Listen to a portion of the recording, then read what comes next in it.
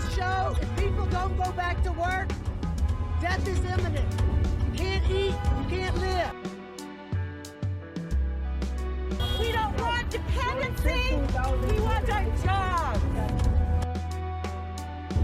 Open North Carolina.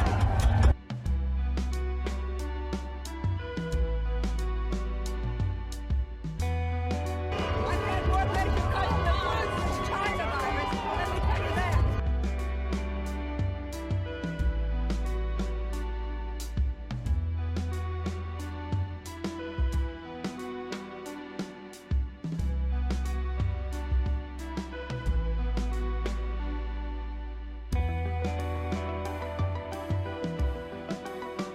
Him with his gun. Are you threatening him? Who brings guns? Are you threatening him? If you don't protect us, we can't protect our patients.